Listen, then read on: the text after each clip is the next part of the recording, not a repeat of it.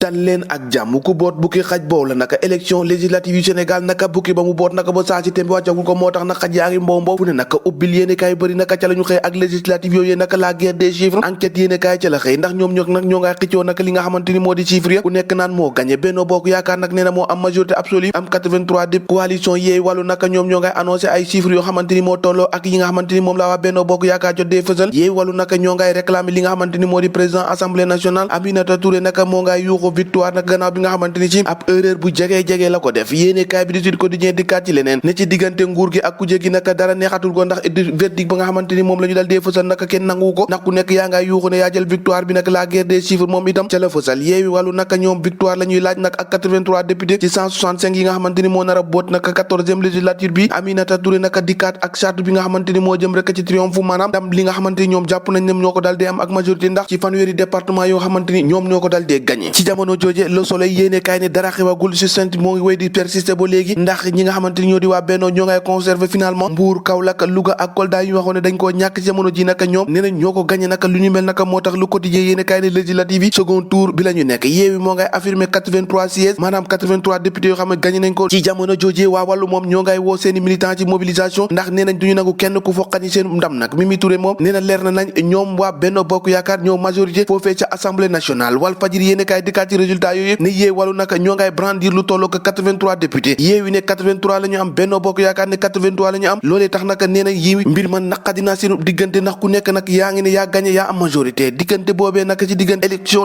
législative yi Benno Bokk Yaakaar Yewwi ku nekk di yuuxu victoire waaye itam di sàkku rek ne ñu jox la majorité ci assemblée nationale waaye Mimi Touré naka dal dinay démentir Déthié Fall ak ñoñam bu baax a baax nee na amul sikki sàkka Benno Bokk Yaakaar moo majorité ci bile assemblée nationale léegi ko yéene kaay ne lii moom kenn xamul lan la ndax ñoom ñaar ñëpp nag ku nekk yaa ngi déclaré yaa gagné ndax ci jamono ji naka la génne ci vidéo yi ndax dañ koo xeeb am déet waaye lu mu ci doon lu ne nag waa Benno Bokk Yaakaar ne lu tolloo ko fanweer ci ay département ñoom ñoo ko dal dee gagné kon amul xiini mini ne ñun ñoo gagné ki gagné kay ba ñëpp di ko wax moo di njum Cheikh Oumar Anne nag nee na moo maîtriser bu baax a baax foofee da njum ndax lépp la dal dee rafle naka jox ko waa Benno Bokk Yaakaar mandat yéene kaay lenn rek moo yàqal Macky Sall te moo di rek wàllum homosexualité troisième mandat sentiment d'injustice boo xamante ni si ñemeeku nañ ko ci biir dëkk bi loolee bokk na ci jafe-jafe yi nga xamante ni moo tax askan ñu bëri naka dal dee beddi président Macky Sall ba nangootuñ ko votel libération dikkaat ci élection législative yi te wax nekk Yewwi ak Wallu ñoom dal dañoo jël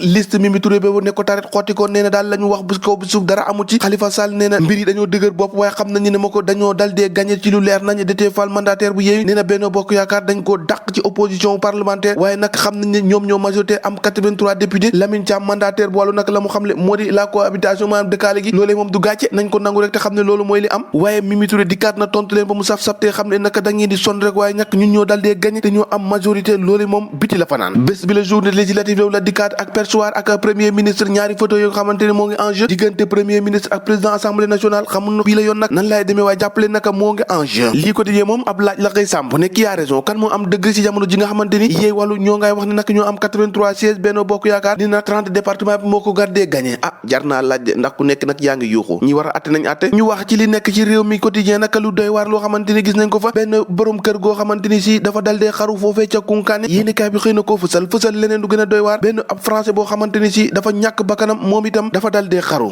ci réew mi fu ñu jëm ak xaru yi ñoo ko déggandoo jàngeen jëf ba ëllëg